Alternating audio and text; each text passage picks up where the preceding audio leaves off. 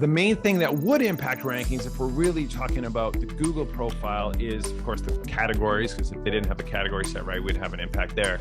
But then reviews. So we really put everything into reviews, and we're seeing like 200% increases, massive, like 300, 400% increases in the GMB Insights data, like clicks through to your website, calls, all that goes through the roof when you really invest in reviews. And so it's a really significant ranking factor. Welcome to Show Me the Nuggets, where each week Joe chats with world-class entrepreneurs to find out the key principles, strategies, and processes that lie behind their outstanding achievements. Now, your host, the no bullshit serial entrepreneur, Joe Troyer. All right, so when you think about reviews, how do you think reviews or reputation impacts the rankings inside of GMB? It's a pretty big one. It's way up there for us. And so when we first launched our Google My Business Management service, we didn't want to tie it to rankings because you kind of need to control the website and links to really have an impact on rankings. And so we didn't really advertise that as rankings, but the main thing that would impact rankings, if we're really talking about the Google profile, is of course the categories, because if they didn't have the category set right, we'd have an impact there. But then reviews. So we really put everything into reviews, and we're seeing like 200% increases, massive, like 300, 400% increases in the GMB Insights data, like clicks through to your website, calls, all that goes through the roof when you really invest in reviews. And so it's a really significant ranking factor. And I saw something really cool recently. I don't know if Joe Hawkins is listening, she may be mad at me for spilling the beans on this, because it's coming up in her presentation, but there's actually really cool thresholds. There's like a thing that happens when you cross a threshold from 9 reviews to 10 reviews. It's like you get this instant boost in rankings, and then it happens again in 100. So once you kind of cross a threshold of 100, it's like another ranking booster. So you can think about that in terms of the algorithm and how that's actually baked into the algorithm. So being aware of those review thresholds and the ranking boost that come with them is pretty interesting. So you should still go see Joy's presentation at Local U Denver, which is coming up in July, I think July 28th. So she's going to give a great presentation on reviews and their impact on ranking. Nice. Yeah, I mean, I love that. I've never heard any data quite like that. I think that's super interesting. Do you think that like the reviews help drive rankings as well because of, let's say, the click-through rate manipulation almost in certain industries, right? Where you got a 3-pack and the reviews aren't great, right? But people are ranking, and then in the 10th spot, you got somebody with 100 5-star reviews, right? They're real, right? And then you see people quite literally jumping to see more results, seeking until they find somebody that stands out. What's your thoughts on like ranking factor potentially with like the click-through rate manipulation? Like real, not fake click-through rate manipulation, but what's your thoughts? It's a thing. It's definitely a thing. I've tested it, and I liked you. No, I'm just kidding. Yeah, it's really cool because I actually tested this at a presentation I gave at Dallas State of Search. And so we used a bot to do it, and we saw the impact. And so we built a bot that rotated through IPs, clicks on the listing using a headless browser. And every time it would click, it also took a screenshot of the ranking results, right? And so the amazing thing I was able to do is over the course of a week of hitting it, I think we were hitting it like every half hour, like click, click, click from all these different things, or even like, I don't know, maybe we did like 10 clicks per hour or something. You could see by the screenshots, I took all the screenshots and I put them into an animated GIF of the page. You could see the rankings go like this, climb up as the clicks came in. The cool thing about click-through rate is that it's a temporary boost. So as soon as you stop the clicks, the rankings drop back down to their sort of natural position. But yes, click-through rate is a factor. It's just a temporary factor. But to your point is, if your listing is, you got a bunch of low star reviews, you're ranking position 7, people are 100% drawn to your listing and you will get more clicks. And because of the boost that I just talked about, Absolutely. It's a ranking booster, and you'll continue to get it naturally, right? Rather than some kind of bot. So yes, 100%. Yeah, I have a client that has like, I don't know, 330 reviews, and they're like, 4.5 stars. And their nearest competitor has like 60 reviews. Right. Right. And so like they're ranking like without me doing like any real SEO. Yes. I mean, their website's fine, but I've never really done anything intentionally besides just get them reviews. And they rank pretty well because of it. They could be better. But they don't, they got all the business they need. They're a roofing company. Exactly. 14 million last year because of the moat that they built with reviews. So it's huge. And so there is the click-through rate thing, but I think that that's actually a minor piece of it. I think that the larger piece of it is that it's actually a ranking factor in the local algorithm, and quantity of reviews seems more important than rating. So just having the 300 versus 60, that's a huge signal for Google. And I do think it's all relative within your industry, within your SERP space, right?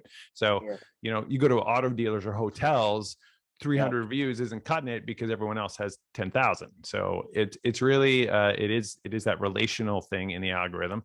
And then a huge one is keywords in the review. I do believe that Google is parsing the content of reviews, and it's like, if your roofing company mentions metal shingles or something like that in most of the reviews, it's like that has a huge impact on your ability to rank for that specific term. Sure. Yeah, you definitely see it coming up in the search. The reviews mention whatever keyword phrase that you put exactly in. You see they're called place topics. They get those little pills above your reviews. Those are a real good signal that you are driving good keywords in your reviews. Cool. So we talked a lot about ranking factors with Google Business, with reviews, with the listing itself. When it comes to other ranking factors, what do you think is like the 80-20, so to speak, or the 64-4 if you apply 80-20 to itself? Like, what are the top big things that you guys focus on, or that you'd be focused on? Yeah, there's like a handful of real must-do SEO tactics. And so primary category, I mentioned that one. Additional categories, huge. Keywords in the business name, take your risk if you want. Then there's then you shift to website tactics. And so title tags, getting keywords on the title tags. If you've got a client and their homepage title tag says home, well, that's like golden ticket. You're like, I can get you ranking tomorrow, just because you're going to finally optimize their homepage title tag. Content is a big one, right? So you'll see a lot of brands that or small businesses that, they've got one services page, and the services page has a bullet point of the different things that they do. You're never going to rank for that. And so building out service pages of content is a big one. And then this is a topic that I think a lot of people are missing these days: internal linking. And I'm not like, okay, great, you've got a link to every page in your top level navigation or in your footer or whatever. Google does page segmentation, so those links are less valuable. You want links in content to all of the other key pages. You want to boost the rankings for a page by next week. Go through all of your existing pages and say, where can I link to that page within the text content of these other pages? Because I heard recently that Google doesn't differentiate between an external link and an internal link. A link is a link. The algorithm just looks at links between pages. And so that's a fascinating thing when you think about it. You now have 50 links at your disposal. If you've got a website with 50 pages on it, you can potentially drive 50 links to a page that you want to get ranking. So isn't that amazing? You would now have control of 50 links. And Cyrus Shepard did a fantastic study recently where he did an analysis of internal links, and he found that one of the biggest correlating factors with better rankings is variant anchor text of internal links. So, and this actually is really interesting when you think about like a header or footer link, like in your navigation, every link has the same anchor text. But if you now go through all your pages and in content, you vary it, like, one time let's say you're linking to your hot water tank installation page on a plumbing or HVAC site. So on one page, you'd be like, best hot water tanks. You'll link to that page with that anchor text. On another page, you'll link to it with, some variation like hot water tank installation, hot water tank service.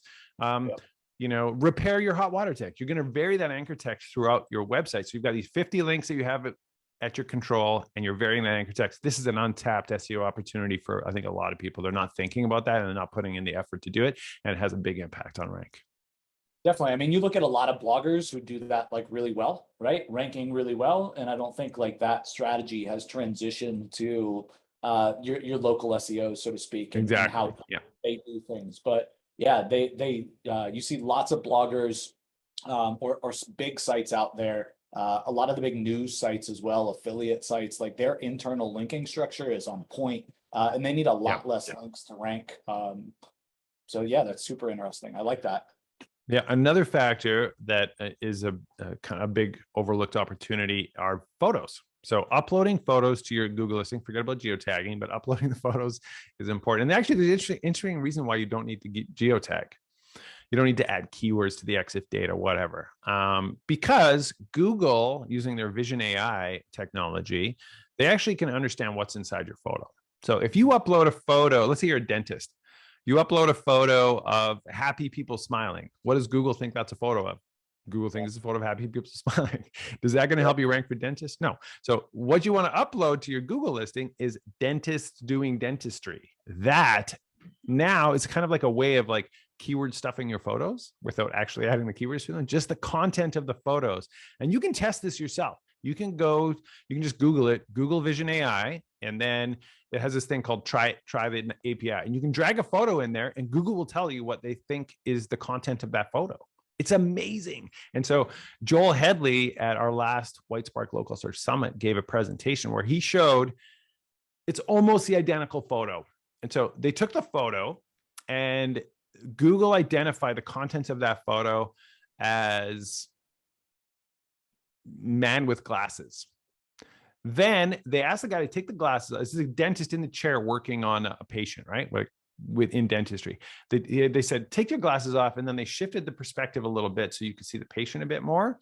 And they took another photo and they uploaded it. Number one sort of hit on that photo was dentist. So people have no idea that Google is doing this. And so you could upload that one photo and think, oh, great, I uploaded a photo of a dentist. But Google thinks that's a picture of a man with glasses. So by adjusting your photos, by running them through the Vision AI API, you can actually get a sense of what does Google think this is a photo of and upload those photos to your Google listing. Massive untapped opportunity. Most people aren't thinking about that. Wow. Yeah, that's crazy. That's an easy one too. Go through all your clients' images on there from their Google business profile and what does Google think everything is. Yeah. Yeah. And actually there's a much simpler version of how do you execute on this. The simple version is you don't care. You're not going to run them through Vision AI. What you're going to do is fire hose photos into your Google listing because some of them are going to be hits, right? And so people are not uploading photos to their Google profile. If you get onto a cycle and you're uploading photos weekly, call it a day. Just put that on your process list and make sure you're uploading photos regularly because every photo it's almost like keyword stuffing your Google business profile. That's beautiful. I feel like a lot of people out there are using rank trackers these days with like the geo grids. Right? Oh yeah. Mm-hmm. What's your take on that? Being like in this space for so long, obviously being super relevant in an industry leader in local SEO. You guys have your own rank tracker. What's your take on that? I love them. It was a genius idea. And actually we had the idea before Local Falcon came out, but then we never executed on it. And then Local Falcon did it. And we're like, dang it. That was a good idea. So it's a really smart way to understand how what is your ranking radius? How far do you rank? And it's really smart from a local SEO perspective. We don't have it. We don't have it at Whitespark. We don't have the grid rank. It's on our roadmap. We'll eventually have it. But lots of tools have it. The only trouble you run into is that it is an order of magnitude more expensive because imagine how a rank tracker works. Like you put in, okay, I want to see how do I rank in this zip code for this keyword. That's one crawl to Google. Now, if you run it through a grid thing, if you set a big grid, instead of one crawl, it's now 96 crawls because you got to do every single point, right? And so what I think people should do is have a regular rank tracker set up where you track daily, because then you can actually see fluctuations, and you're tracking. I always recommend tracking from the zip code, and then set up the grid rank, like a local Falcon type thing, for a monthly recall. And then you're only just paying for it once a month rather than like on a daily basis. And so that way you can do it. And then again, like in a rank tracking application, you might track 500 keywords. Try to do 500 keywords in grids is going to be really damn expensive. So the thing that you want to do is, take your like top 5 keywords, put them on a rotating, monthly grid. That's a really smart way of monitoring your rankings over time, understanding fluctuations, identifying drops on your larger keyword list, but then still getting that, like, are we expanding our radius? Because that's what those grid ranks will tell you. It'll be like, before, month 1, this was your grid, and it's a beautiful deliverable for the client too, right? It's like, month 1, you were here. Now, after 6 months, look what we've done. Yeah. So I love the cadence that you gave. Thank you for that. That's like super helpful. Somebody can take that, run that, in terms of use a rank tracker like normal with the zip code that they're in, to do it daily and then monthly, and kind of switch out the cadence for more keywords. Because yeah, you're right. I mean, you got a 5x5 grid, a 10x10 grid, 1 keyword search term. I mean, you just start looking at like how many credits that is, or how many searches you're doing, and it gets really obnoxious really fast. So yeah, totally. So what do you think in your mind are the biggest ways to impact that grid, right? That prominence, and getting the green across the 5x5 or the 10x10 grid. What do you think are the biggest things there? I mean, is it just general? Is it general optimization to the listing? What do you think are the things that help with the prominence in the grid? Yeah, it's all the things I mentioned, but if you want your grid to jump overnight, then it's the damn keywords in the business name. So that's the one for sure. Like, and you, whenever I see the grids, like, people are like, they'll post it on a Facebook group and they'll be like, look at what I did. I'm like, yeah, I know what you did. You just put keywords in the business name. Yeah. Good job, man. It took you 10 seconds.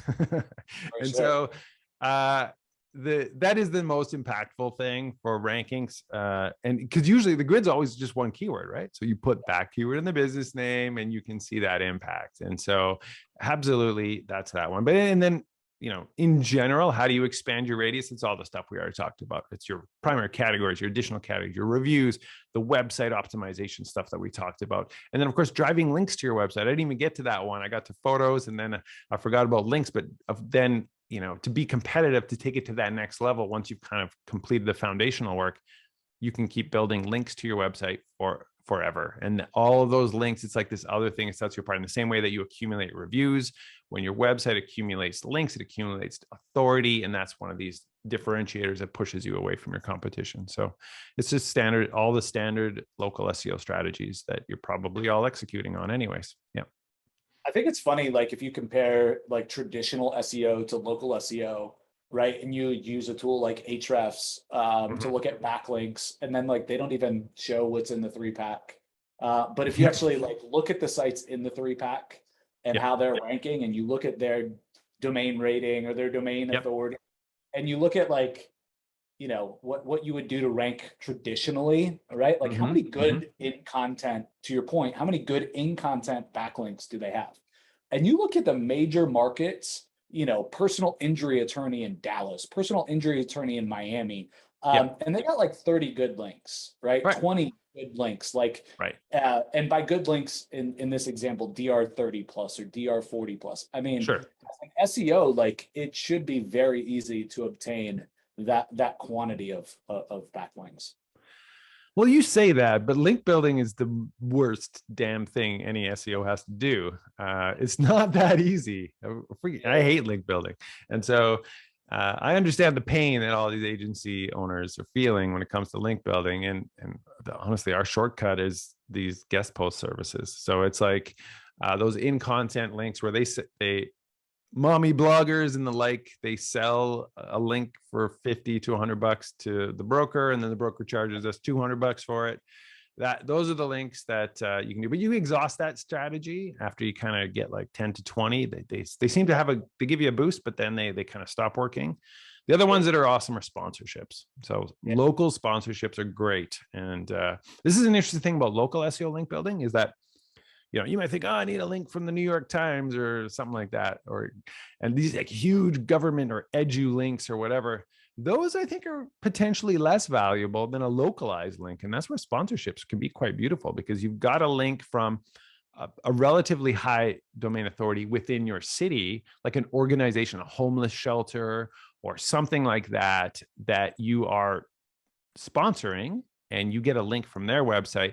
It has that local relevance, and you can often sometimes manipulate the anchor text a little bit. So again, you want to anchor text variation, even if it's an external or internal link, is a big factor. So, vary the anchor text, and you can control that with sponsorship. So you basically, wherever you can trade money for links, that is your safe bet. I won't like to call it buying links, but that's money. There we go. Yeah, it's the way to kind of get links. Another one that I love is actually going through your contact list on your phone with the business owner. So you sit down with them, be like, all right, let's look at your phone contact list.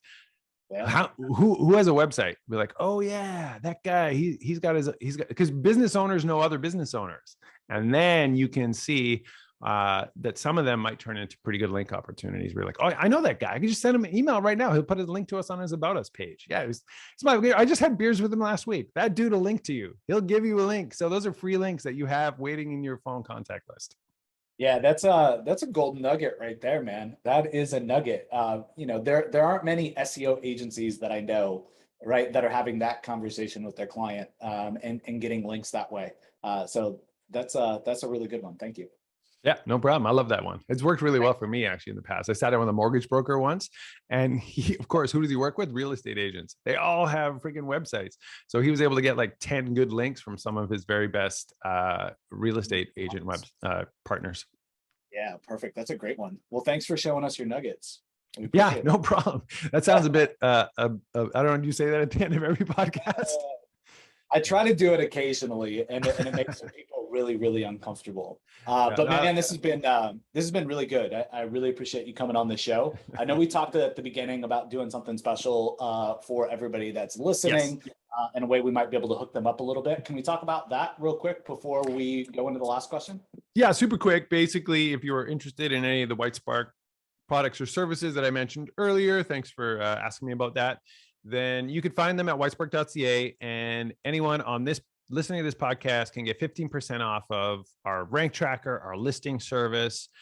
If you wanted to white label our SEO services that are very reasonably priced, then I think the promo code I came up with was nuggets. So if you show us your nuggets when you sign up, then you're going to get 15% off. Yeah. That's all you got to do. Show me mine. I'll show you yours. Exactly.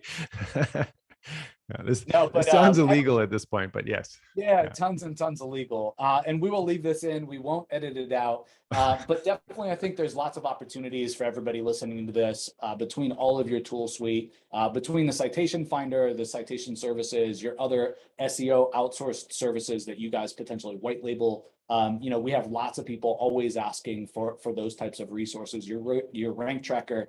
So definitely, guys, check them out. Again, you'll use the coupon code or promo code nuggets. And in wrapping, Darren, man, I appreciate you coming on and sharing with everybody and giving everybody so much value. Instead of asking you to recommend 3 books, which I feel like every podcast does, I always ask, like, what's the one book, right? Like, if you just narrowed it down, like, what's the one book you think had the biggest impact on the way you do business, the way Whitespark is ran, your main philosophy, whatever it is? Give me one suggestion. So this is really easy because I've only read one business book in my entire life. So it's Atomic Habits by James Clear. Okay. Love that book. It was really helpful. Really taught me the benefit of that consistency. Just like you block off that hour in the morning that you're going to dedicate to this thing, and you do it every day. And I'm not very good at it, but it taught me that it would be valuable if I was good at it. So since it's the only business book I ever read, that's my only recommendation. I love it, man. Atomic Habits, great book. I'm curious, like, what are some of the things that you try to incorporate in your habits and do more regularly and more often? Well, it definitely makes me think a lot about my consistency in the gym. So I know, like, it's just such an obvious analogy that Sure. if you stop working out, you lose what you've invested. If you continue working out, it's like compound interest, right? So that makes perfect sense. And then the same thing, the same principle applies to everything in your dang life, right? So like for me, I'm like, I want to get on this track of producing a video every week or a video every day. And so Atomic Habits is always in the back of my mind, like, I got to dedicate that hour, that space. Another big one was actually the habit tracker. I used that for quite a bit after I read the book, where I had this habit tracker. It was like, these are my main habits. And you put things like floss your teeth on there, right? Yep. So, and then you get to check it off. And so when you get a streak, you don't want to break the streak. Yeah, 100%. I think tracking the streak and seeing it is that gamification is so vital. Yeah, sure. totally. 100%. Yep.